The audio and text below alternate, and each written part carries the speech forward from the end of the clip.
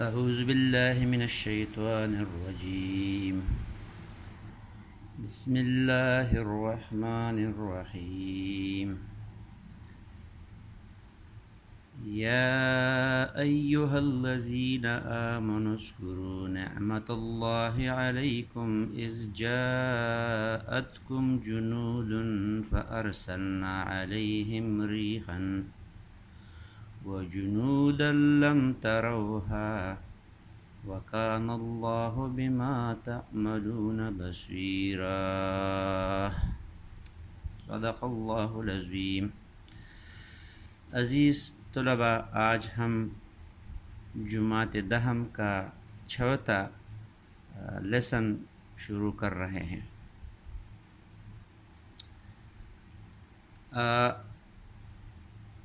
اس رکوع میں اللہ تعالیٰ سورۃ احزاب کا تذکرہ فرما رہے ہیں. جس طرح میں نے آپ کو سٹارٹ میں بتایا تھا کہ سورۃ احزاب کا دوسرا نام ہے غزوہ خندق، یعنی غزوہ احزاب کا دوسرا نام ہے غزوہ خندق. تو احزاب اس حوالے سے اس جنگ کو کہتے ہیں کہ مسلمانوں نے مدینہ میں موجود یہودیوں کے قبیلہ جو تھا بنو نذیر، اس کو جلاوطن کیا. انہوں نے پیغمبر صلی اللہ علیہ وسلم کے ساتھ معاہدہ توڑا، خیانت کی، بے ایمانی کی. تو پیغمبر صلی اللہ علیہ وسلم نے اس کو مدینے سے بھگا کر وہ جو تھے خیبر میں آباد ہوئے. تو جب وہ خیبر میں آباد ہوئے تو انہوں نے ایک منصوبہ بنایا. وہ چلے گئے مکے میں. مکے کے ان کا ایک وفد مکہ چلا گیا اور مکے کے جو قریش کے جو سردار تھے ان کے ساتھ مل گئے اور ان سے کہا کہ ٹھیک ہے، ہمارا اور آپ کا مذہب الگ الگ ہے، لیکن اس کو ہم بالائے طاق رکھتے ہیں اور مسلمانوں کے خلاف ہم ایک اتحاد بناتے ہیں تاکہ اس کی طاقت ختم ہو جائے. تو قریش مکہ بھی اس پر راضی ہو گئے. اس کے ساتھ ساتھ وہ ایک اور مضبوط قبیلہ تھا بنو غطفان، اس کے ساتھ بھی مل گئے اور ان کو بھی اکسایا مسلمانوں کے خلاف. وہ بھی ان کے ساتھ اتحاد میں شامل ہو گئے. اس کے علاوہ اور بھی مکے کے گرد و نواح میں یا جو قبائل تھے ان کو بھی اپنے ساتھ ملا کر ایک بہت بڑا اتحاد بنایا، الائنس بنایا مسلمانوں کے خلاف. تقریباً اس میں بعض روایت میں آتا ہے کہ 7,000 بندے تھے، اس میں آتا ہے کہ 10,000 تھے، بعض میں آتا ہے کہ 12,000 تھے. بہرحال جتنے بھی تھے، چاہے 10,000 ہو چاہے 12,000 ہو، تو یہ اس زمانے میں کافی قوت تھی. تو چونکہ ایک مسلمانوں کے خلاف ایک اتحاد، ایک الائنس بنا تھا، تو اسی لیے اس غزوے کا نام ہے غزوہ احزاب اور اس سورت کا نام بھی ہے سورۃ الاحزاب. جیسا میں نے آپ کو بتایا کہ اس جنگ کا دوسرا نام ہے جنگ خندق، غزوہ خندق. تو خندق بھی اس کو اس حوالے سے کہتے ہیں کہ پیغمبر صلی اللہ علیہ وسلم کو اطلاع ملی تھی کہ اس طرح یہودی اور قریش مکہ نے ایک بہت بڑا لشکر تیار کیا ہے اور مدینے پر حملے کی تیاری کر رہے ہیں. تو اس نے پیغمبر صلی اللہ علیہ وسلم نے بھی جو بڑے بڑے صحابہ کرام تھے اس کا ایک میٹنگ بلایا، شورا بلایا، اور اس میں مختلف تجاویز پیش کیے گئے.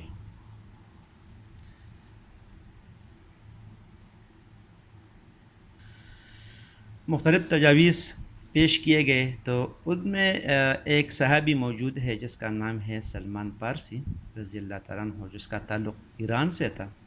تو اس نے پیغمبر صلی اللہ علیہ وسلم سے فرمایا کہ میں ایک تجویز پیش کرتا ہوں. وہ تجویز یہ ہے کہ ایران میں اس طرح جب لڑائیاں ہوتی تھی تو لوگ اپنی حفاظت کے لیے گاؤں یا شہر کے ارد گرد خندق ایک کھودتے تھے، جس کی وجہ سے دشمن جو ہے وہ رک جاتا تھا. تو میرا یہ تجویز ہے کہ مدینہ کے ارد گرد ایک خندق کھودی جائے.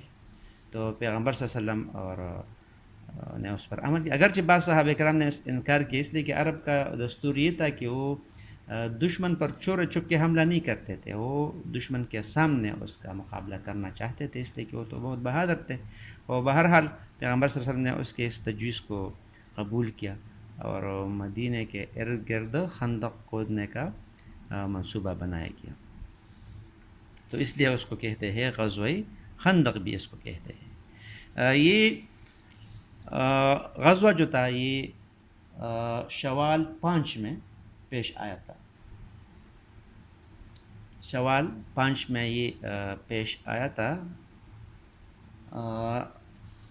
تو جب انہوں نے آپس میں، یعنی جو اتحادی تھے مسلمانوں کے خلاف، انہوں نے آپس میں یہ مشورہ کیا کہ خیبر جو ہے یہ مدینہ کے شمال کی جانب ہے.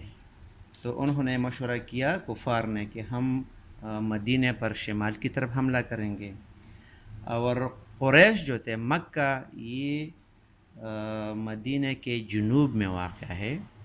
تو انہوں نے کہا کہ قریش جنوب کی طرف سے مکے پر حملہ کریں گے، اور مشرق، مدینہ کے مشرق میں بنو غطفان کا قبیلہ تھا. یہ بہت طاقتور قبیلہ تھا، ان کے افرادی قوت بہت زیادہ تھی.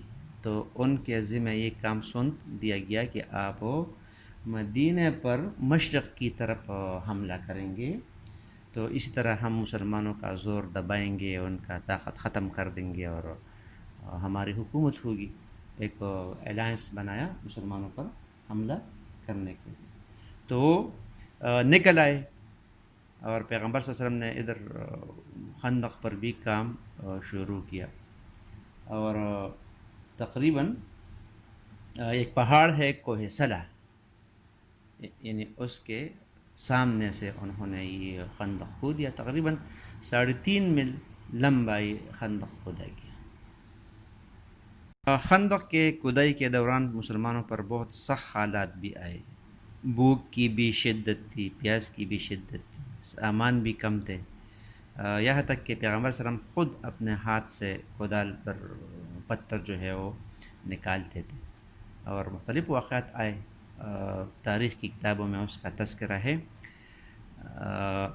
یہاں تک کہ پیغمبر صلی اللہ علیہ وسلم سے ایک دن ایک نماز قضا ہوا، دوسرے دن پیغمبر پاک صلی اللہ علیہ وسلم سے 4 نمازیں قضا ہوئی ہے، جس کا بعد میں آپ صلی اللہ علیہ وسلم نے قضا ادا کیے ہیں. لیکن اتنے سخت حالات تھے کہ پیغمبر صلی اللہ علیہ وسلم سے نماز قضا ہو گئے تھے. یعنی نماز کا قضا کرنا ہونا بہت بڑی بات ہے، اس لیے کہ مشکلات زیادہ تھے. سامنے کفار کی فوج تھی، وہ تیر برسا رہے تھے، کبھی کبھار ٹرائی کرتے تھے خندق پار کرنے کا، لیکن مسلمان اس کا ڈٹ کر مقابلہ کرتے تھے. اور اسی دوران میں ایک تیر آیا ہے جو اوس اور خزرج کا جو سردار ہے سعد بن معاذ، اس کا ہاتھ اس پر زخمی ہو گیا ہے. اسی طرح مدینہ میں جو منافقین تھے وہ بھی اس جنگ کے لیے نہیں آئے. وہ اپنے گھروں میں بیٹھ گئے یا گاؤں میں چلے گئے اور ان کا انتظار کر رہے تھے کہ جو اتحادی ہے وہ کس طرح مسلمانوں کو شکست دے رہے ہیں.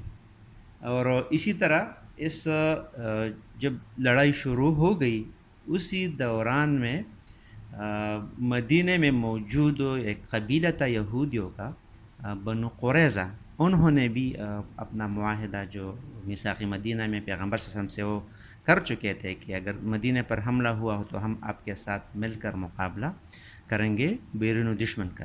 بجائے اس کے کہ بنو قریظہ مسلمانوں کا ساتھ دیتے تھے، تو انہوں نے چور چھپ کے معاہدہ توڑ دیا اور خیبر کے یہودیوں کے ساتھ اور مکہ کے کفار کے ساتھ مل گئے اور مسلمانوں سے بے وفائی کی. تو یہ بہت مشکل حالات تھے، سردی بھی تھی، تکن بھی تھا، مسلمان بہت خوف و حراست کے خوف کی حالت میں تھے. تو اللہ تعالیٰ نے ان آیات میں اس کا تذکرہ کیا ہے. تو پہلی آیت میں اللہ تعالیٰ فرماتا ہے کہ یا ایھا الذین آمنو، اے ایمان والو،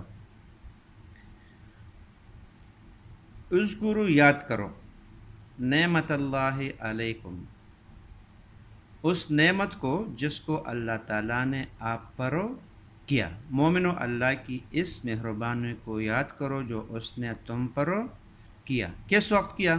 اس جب جاءتکم جنودن، جب فوجیں تم پر آئی، یعنی فوج نے تم پر حملہ کر دیا. فارسلنا علیہم ریحًا، تو ہم نے ان پر ہوا بھیجی، وجنودا لم تروها، اور ایسے لشکر نازل کیے جن کو تم نہیں دیکھ سکتے تھے. وکان اللہ بما تعملون بصیرا، اور جو کام تم کرتے ہو اللہ تعالیٰ ان کو دیکھ رہا ہے. تو جب حالات بہت مشکل ہو گئے تو اللہ تعالیٰ نے مسلمانوں کی امداد کے لیے فرشتے بھیجے، مسلمانوں کو حوصلہ دینے کے لیے، کفار کے دلوں میں رعب ڈالنے کے لیے. اور اسی طرح رات کو بہت تیز آندھی آئی جس نے کفار کے خیمے اکاڑ دیے، ان کے دیگیں اڑٹ گئی، ان کے چولہے بجھ گئے، تو وہ بہت خراب ہو گئے. تو یہ اللہ تعالیٰ کی ایک امداد تھی مسلمانوں کے ساتھ، اس میں اس کا تذکرہ کیا ہے. اور جو کام تم کرتے ہو اللہ اس کو دیکھ رہا ہے. اب اگلی آیت میں اللہ تعالیٰ مسلمان کے مشکلات کا تذکرہ کر رہے ہیں کہ اذ جاءوکم من فوقکم ومن اسفل منکم، جب وہ تمہارے اوپر اور نیچے کی طرف سے تم پر چڑھ آئے. کفار اور یہودیوں کے لشکر کا تذکرہ ہے کہ اذ جب جاءوکم، تم پر چڑھ آئے، من فوقکم، تمہارے اوپر سے، ومن اسفل منکم، اور نیچے کی طرف سے، یعنی دونوں طرف سے حملہ ہوا. ایک طرف سے یہود جو تھے خیبر سے انہوں نے حملہ کر دیا، اور دوسری طرف سے یعنی جو مدینہ کے جو جنوب سائڈ ہے اس کی طرف سے قریش نے حملہ کر دیا، اور شمال کی طرف سے حملہ کر دیا یہودیوں نے. تو اس کا تذکرہ ہے. تو وَإِذْ زَاغَتِ الْأَبْصَارُ، اور جب آنکھیں پھر گئی، وَبَلَغَتِ الْقُلُوبُ الْحَنَاجِرَ، اور مارے دہشت کے دل تمہارے گلوں تک پہنچ گئے. یہ کنایا ہے شدت غم کے لیے، یعنی جب انسان پر بہت بڑا اچانک غم آ جاتا ہے تو اس کے آنکھیں پھر جاتی ہے، دنگ رہ جاتی ہے، انسان کچھ ڈیسیجن نہیں کر سکتا ہے، اور ان کے دل گلوں تک پہنچ گئے. یعنی بہت شدت تھا، غم تھا مسلمانوں پر، اچانک اتنا 12,000 فوج نے حملہ کر دیا، اس میں مسلمان بے سر سامانی کی حالت میں. تو اس کا تذکرہ کیا کہ بہت یعنی شدت غم کے لیے ہے، بہت غم کا بہت بڑا درجہ ہے، انسان اسی حالت میں پہنچ جاتا ہے. وَتُظُنُّونَ بِاللَّهِ الظُّنُونَ، اور تم اللہ کی نسبت طرح طرح کے گمان کرنے لگے. یہ اشارہ ہے منافقین کی طرح کہ اللہ پر بہت سے گمان کرنے لگے کہ اللہ نے وعدہ کیا تھا ہماری امداد نہیں ہوا، تو اس کا مطلب یہ ہے کہ ہم ٹھیک نہیں ہیں، اور کب اللہ کے امداد پہنچیں گے. ان کے منافقین کے دل میں کمزوری پیدا ہوگی. ہنالک، اسی طرح، ابتلی المؤمنون، مسلمان آزمائے گئے. ہنالک ابتلی المؤمنون، اور وہاں مسلمان آزمائے گئے. وزلزلوا زلزالا شدیدا، اور سخت طور پر ہلائے گئے. سخت طور پر ہلائے، مطلب ہے کہ ابھی اشارہ ہے مسلمانوں کی طرف کہ اللہ تعالیٰ نے مسلمانوں کا بہت سخت امتحان لیا. تینوں طرف سے دشمن، مسلمان بے سر سامانی کی حالت میں، پھر بھی وہ مقابلہ کر رہے تھے. تو مطلب یہ ہے کہ اللہ ان کا امتحان لے رہا تھا. وَإِذْ جب یقول المنافقون کہنے لگے منافق والذین اور وہ لوگ فی قلوبہم مرض جن کے دلوں میں بیماری ہے، کیا کہنے لگے؟ ما وعدنا اللہ ورسولہ الا غرورا، کہ اللہ اور اس کے رسول نے تو ہم سے محض دھوکے کا وعدہ کیا تھا. ابھی اس آیت میں منافقین کا تذکرہ ہے اور کمزور مسلمانوں کا، یا جن کے دلوں میں مرض تھا، کہ اللہ اور اس کے رسول نے ہم سے دھوکے کا وعدہ کیا تھا. وَإِذْ جب قالت کہا طائفتٌ ایک جماعت نے، منہم ان میں سے، یا اہل یثرب اے اہل مدینہ. یثرب جو ہے یہ مدینہ کا پرانا نام ہے. یعنی منافقین کے ایک جماعت یہ کہتی تھی کہ اے اہل مدینہ لا مقام لکم، تمہارے لیے ٹھہرنے کا کوئی مقام نہیں ہے، فرجعوا تو لوٹ چلو. یعنی دیکھیں جنگ میں جو سب سے اہم چیز ہوتی ہے وہ حوصلہ ہوتی ہے، تو اس میں سے ایک جماعت اور مسلمانوں کا حوصلہ خراب کر رہے تھے اور کہہ رہے تھے کہ اے اہل مدینہ آپ کے بھاگنے کا مقام نہیں ہے، بس آپ واپس ہو جائے، شکست تسلیم کر لے، کافروں کی حکومت مان لے. تو اس کا بھی تذکرہ ہوا. وَيَسْتَأْذِنُ فَرِيقٌ مِّنْهُمُ النَّبِيَّ، اور ایک گروہ ان میں سے پیغمبر سے اجازت مانگتے تھے، اور ان میں سے ایک گروہ یہ تھا کہ جو پیغمبر صلی اللہ علیہ وسلم سے اجازت مانگ رہے تھے. کس طرح؟ یقولون کہتے تھے ان بیوتنا عورتن، کہ ہمارے گھر کھلے پڑے ہیں. پیغمبر سے اجازت مانگ رہے تھے کہ ہمارے گھر جو ہے وہ کھلے پڑے ہیں، کوئی مرد ہے نہیں ہے، تو ہمیں اجازت دے دے کہ ہم جنگ سے واپس اپنے گھروں کو چلے جائیں. تو اللہ نے فرمایا کہ وما ہی بعورۃ، حالانکہ ان کے گھر کھلے نہیں تھے. یعنی یہ صرف بھاگنا چاہتے تھے، بہانہ کرنا چاہتے تھے، یعنی اس بہانے سے وہ جنگ سے پیغمبر صلی اللہ علیہ وسلم سے علیحدگی اختیار کرنا چاہتے تھے.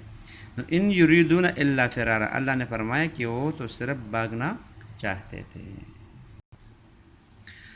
ولو دخلت علیہم من اقطارها، اور اگر فوج اطراف مدینہ سے ان پر داخل ہو، یعنی جو اتحادی ہے وہ مدینہ پر حملہ کر دے یک بارگی اور وہ ان پر داخل ہو جائے.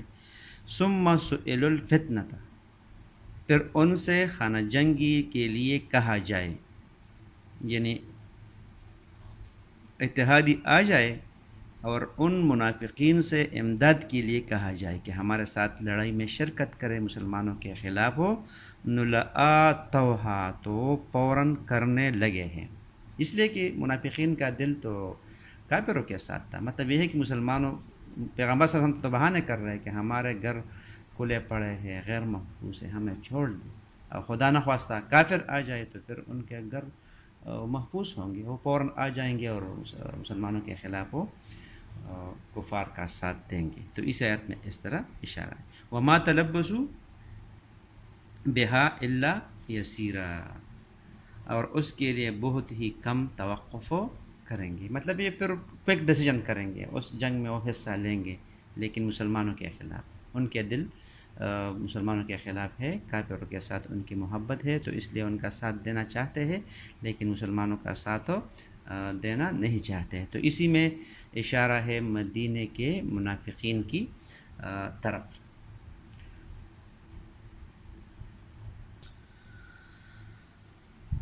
وَلَقَدْ كَانُوا عَاهَدُوا اللَّهَ مِنْ قَبْلُ، حالانکہ پہلے اللہ سے اقرار کر چکے تھے، لا يُوَلُّونَ الْأَدْبَارَ، کہ پیٹ نہیں پھیریں گے. یعنی اس سے پہلے انہوں نے پیغمبر سے وعدہ کیا تھا کہ ہم آپ کے ساتھ جہاد میں شرکت کریں گے اور جہاد سے بھاگیں گے نہیں. یہ ایسا ہوتا ہے. پیغمبر صلی اللہ علیہ وسلم جو خلف لیتے تھے ان سے، تو اس میں یہ بات ذکر ہوتی تھی. وَكَانَ عَهْدُ اللَّهِ مَسْئُولًا، اور اس کی ضرور پرسش ہوگی. یعنی انسان جو بھی وعدہ کرتا ہے، انسان سے کرتا ہے یا اللہ اور اس کے رسول سے کرتا ہے، اس کے بارے میں ضرور پوچھ گچھ ہوگی۔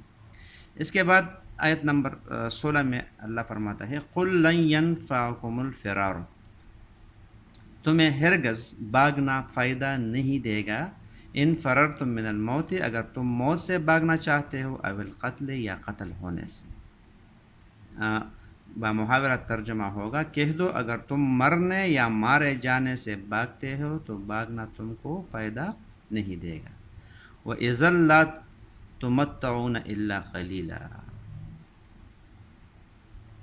اس وقت تم بہت ہی کم فائدہ اٹھاؤ گے۔ مطلب ہے کہ بھاگنا جو ہے یہ بڑا فائدہ نہیں ہے، تھوڑا فائدہ ہوگا، 1 گھنٹے کے لیے زندہ رہیں گے، 1 دن کے لیے، 2 دن کے لیے، زیادہ سے زیادہ 1 سال وغیرہ کے لیے زندہ رہیں گے، لیکن یہ بہت کم فائدہ ہے۔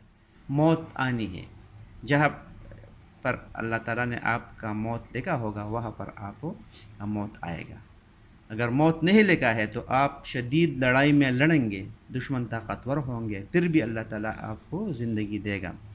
اگر موت لکھا ہے تو آپ اپنے بستر پر لیٹے ہوئے ہوں گے، موت آئے گا اور اسرائیل آپ سے روح کو قبض کرے گا۔ تو اللہ فرماتا ہے کہ ان کا جنگ سے بھاگنا، جہاد سے بھاگنا اس کو فائدہ نہیں دیتا ہے۔